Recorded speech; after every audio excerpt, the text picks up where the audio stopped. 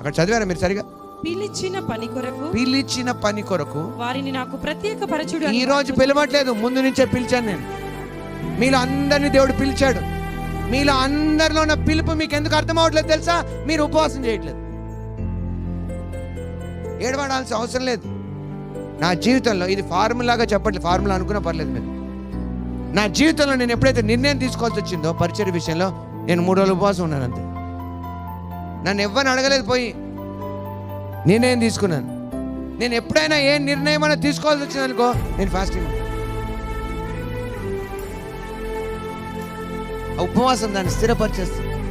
ఒకవేళ అది మనకు అవసరం లేదైతే అది బయలుపడిపోతుంది ఉపవాసంలో. ఎందుకంటే ఉపవాసం చేసినప్పుడు మనం ఆత్మలో చాలా సెన్సిటివ్గా ఉంటాం, స్పందిస్తూ ఉంటాం.